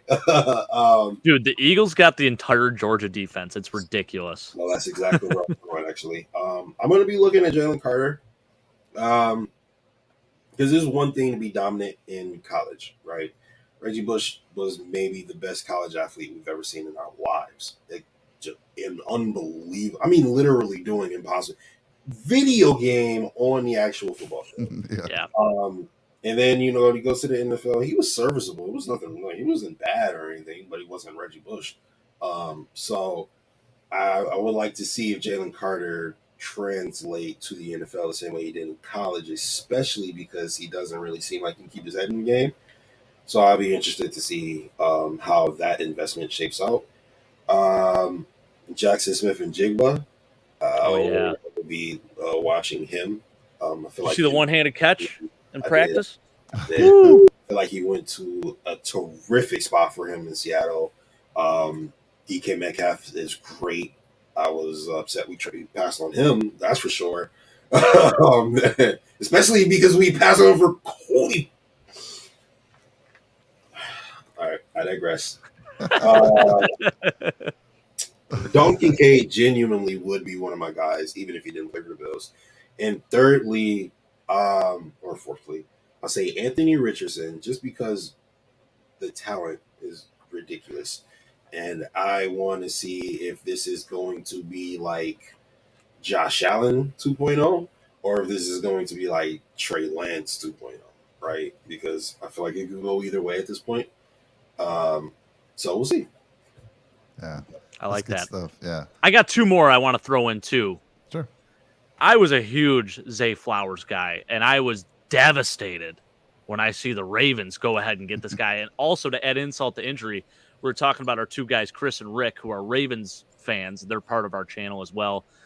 Rick does a golf show for us, and then Chris does a fantasy show on our channel. And, of course, they end up getting my top prospect, the dude that I really wanted the Bills to go after, Zay Flowers. Basically Steve Smith 2.0, right? But I'm glad we obviously got Dalton Kincaid. I mean, 6'4", 240-pound slot receiver, but got to be paying attention to Zay Flowers just because of that. And then Jahmyr Gibbs, I mean, a guy that goes well earlier than everyone thought he would and is now the featured back in Detroit. They let go of Jamal Williams. They trade DeAndre Swift. So, I mean, they did sign David Montgomery, so that's going to be interesting. But really curious to see what happens there. I love what the Lions have going on there right now. I freaking love Dan Campbell. His press conference, his initial press conference, fired me up so much, man. That is a fun team, and I'm happy for them because I feel like Detroit, obviously there's a connection there with Ralph Wilson and whatnot, so really excited to see what happens there. I think they have a shot at winning the NFC North. I mean, it's going to be tough. The Vikings, obviously, they go and get, kid out of USC. Jordan Addison, yeah. But, yeah, I think the Lions have the best shot, obviously, at winning that division. So, Jahmyr Gibbs, though, want to see what happens with him. I agree with that. And then also they got Jack Campbell, who went. Yeah, Jack Campbell. That's Mike's guy. Where he was supposed to go. I genuinely thought we were going to draft Jack Campbell. Yeah. And when he went 15, I was like, so we'll see. Yeah. That's one of mine. Jack Campbell, Jake knows I was pushing for him. I mean, we're going to fill Tremaine Edmonds. I'm old school. Give me that big middle linebacker. Yeah, give me that guy. And he's been getting good press in camp as well. Looks like he may be starting, day one. And then another one for me, again, I don't have the big names like you guys do, just some guys that we were looking at pre-draft. Wanya Morris, who was drafted by the Chiefs. He was available when the Bills took Dorian Williams. And you can argue that we had a need for tackle, and Wanya Morris is a swing tackle. He's competing for that starting swing tackle position, play right or left side. So it's going to be interesting. He's with the Chiefs. He was taken right after or slightly after Dorian Williams was. Of course, I got Zach Kuntz, who I don't know if he'll make a big splash this year, but he's 6'8", tight end for the New York Jets with a 40-inch vertical. Runs a 4.5. The guy's an absolute freak. But the only knock on him is just the way he catches the ball. But, I mean, 6'8", 40-inch vertical, throw me the ball, coach. Just throw it to me up high in the end zone. Who's going to be able to leap with me? Nobody. And then who did I say I was going to buy jerseys for? Andre Osavas. Kid out of Princeton. Goes to the Bengals, and he's a different type of Tiger now. So, unbelievable. He's a 6th-rounder. And with the Bengals, I mean, they have the three-headed beast there at the wide receiver position group. But love this kid, and actually he's been getting some really good press in training camp. So he may make a splash there, but we'll see. It's going to be hard to work his way in with those three wide receivers. That's kind of the three or four for me. And then the last question, you kind of answered it. Give me a team, Jake, and you kind of already mentioned one, but so you can mention them again. Give me a team who didn't make the playoffs last year that you think is going to make a big push this year, get into the playoffs, not only just as a, not just a one and done, but a team that can really pose a threat in the playoffs this year that didn't make it last year. I also think the Saints. Okay. The NFC South is wide open right now. And listen, Derek Carr, I know he kind of got shat on a little bit there in Vegas, man. He was dealt a tough hand. I know they gave him Devontae Adams last year, but Josh McDaniels, I don't know if he's head coach material. I like what the Saints have done. Michael Thomas coming back too. Chris Olave. I mean, they got a squad. Alvin Kamara. We heard about his suspension that's going to be going on too. 3-game suspension. So it's not terrible. They'll be able to weather the storm there. So I think the Saints, they're another team too. All right. And then what about you, Justice? What's a team that you're like, wow, this team, maybe was a 500 team last year, maybe a little bit above that or below that, but they're going to make a serious play. Notice push. I didn't say the Jets, by the way. I know. I was expecting it. Well, Jets are an obvious. I think they're an obvious one. They have to be. All right. So I have 4 teams, and I will say the Jets were one of them. Yeah, me too. So for me, I say the Lions. They started off as a scrappy team, but I feel like once you take a scrappy team and you turn them into a disciplined team, you just have a good team. And so we'll see if they're able to take that next step. This would be the year to do it because ding dong, the witch is dead, right? Aaron Rodgers is gone. And so the North is wide open. Now, you would assume that the Vikings would go and take the throne, just off the sheer fact that they have Justin Jefferson. But I don't know if I feel like the Vikings have the best player in the division in Justin Jefferson. I feel like they have the 3rd best roster. I have the Chicago How about the Bears. Yeah. Bears? Yannick Ngakoue too this past week. I mean, shoot, man. They got a lot of people this offseason. They paid out a lot of money to a lot of people. Justin Fields is going to have another year of experience under his belt, and I feel like he's going to just continue to ascend and to try to fortify the offensive line. So they gave him weapons. It looks like he is really getting along with his new number 1 receiver. So I feel like Chicago is also a threat to take over that top spot in the NFC North. I feel like it'll be a dogfight between them and the Vikings and the Lions. And then the last team I have is the Falcons. Because of the reaches that Jake mentioned earlier, you got Bijan Robinson and Cordero Patterson. I have secretly been a fan of Marcus Mariota for a little while now. I feel like he has the tools to be a good quarterback. I just don't know if he's ever been given the proper surroundings, I'll say. Because I feel like Tennessee did him dirty. It was like he was doing his thing, one of the top overall picks, whatever. And then, I feel like Ryan Tannehill came, took over the job, and then they immediately started giving him assets to be good. And it was just like, why didn't y'all give these assets to Marcus Mariota? So I feel like Marcus Mariota has something to prove. Having Kyle Justice, I hate to burst your bubble, but Marcus Mariota has officially signed with the Eagles this offseason. Did he really? Who's the Desmond Ritter? Desmond Ritter. But don't forget their backup, another journeyman, Taylor Heineke. It might be Heineke time. If things go south, listen, that's a guy I root for all the time. I freaking love Taylor Heineke. And I like Desmond Ritter, but if things go south, that's a dude that can really turn things around. I mean, you saw what he did in Washington. Yeah. Took them to the playoffs, almost beat the Buccaneers in the first round a couple of years ago. I do like Taylor Heineke. Tyler Algier, by the way, that was the other running back that I meant to mention, and I've been forgetting names. I don't know if the CTE's kicking in or what, Mike. I can only use the CTE excuse for like 4 or 5 years. I've been using it for like 30 years now, my whole life. So it's all good, man. Tyler Algier. Yeah, their running back room is loaded. And Kyle Pitts, and they signed Jesse Bates, I think, too. I mean, they're loaded. They put a lot of money into that roster this year. So absolutely agree. All right, for me, it was the Jets. I agree with you, Justice, of course. The Steelers, I think the Steelers get back there. Detroit, I agree with you, Jake. Detroit's going to be strong, and I think the Browns are going to be strong this year. Okay. Cleveland Browns. True. That's true. Watch out. So we have our first preseason game. Buffalo Bills play next Saturday, 1 p.m. in Buffalo against the Colts. So looking forward to that.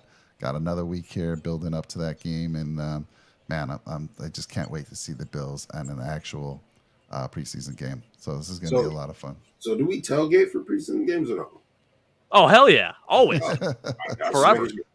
All right. Absolutely, man. So you wanna show Preseason, off?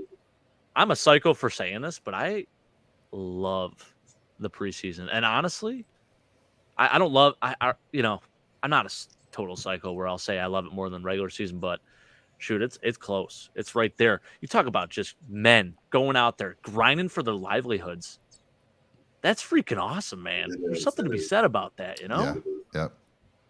It's going to be fun to see who wins those battles that we've been talking about, and if they're just anyone else that isn't being talked about, that all of a sudden, when we see them in preseason, it's like, okay, we didn't expect this, but I'm sure we're going to see somebody rise to the top, or just be that person that like, oh my gosh, this guy might make the roster. Let's go.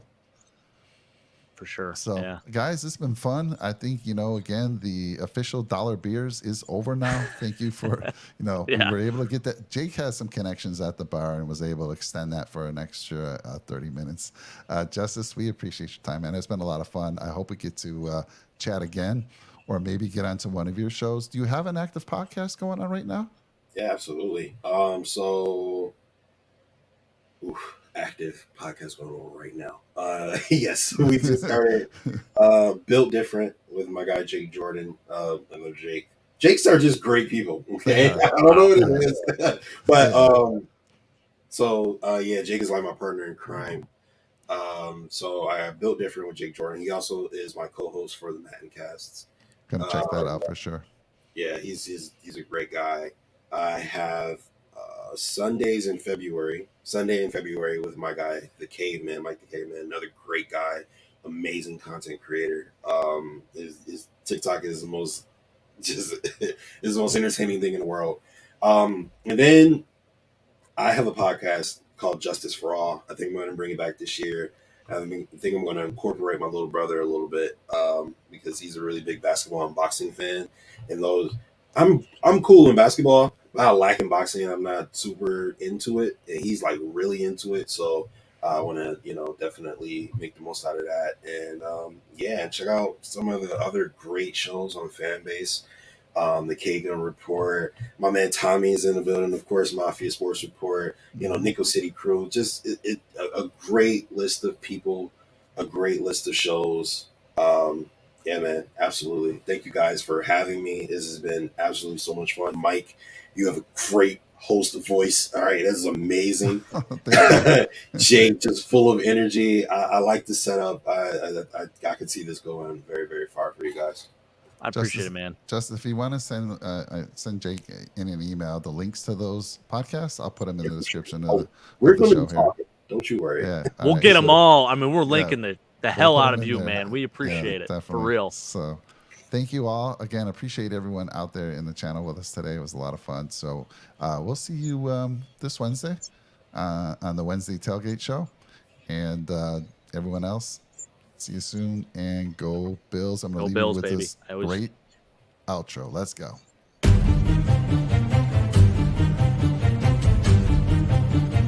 Bills Mafia, circling the wagon, you feel me? Nickel City Mafia, let's go! Josh Allen, quarterback supreme, leading the Bills to the top of the league. Weapons by his side, and that defense hella mean. Buffalo's got a team that must be seen. I said Buffalo's got a team that must be seen. Yeah. Come on. J17 leading leading the charge. Buffalo Bills on the rise, passing game on point, ain't no mirage, happening right in your eyes, ain't no surprise. Buffalo stacking the QB, Stephon Diggs holding in the pass. Group cars didn't have to go deep, we're circling wagon, just wait and see. From Wyoming to the NFL, Josh Allen's got the skills. Air raid, deep ball, touchdowns for real. Leading the Bills to playoff drills, real time, this ain't no drill. Cold game, we're giving them chills. Check the score, now you know the deal. Nickel City Mafia.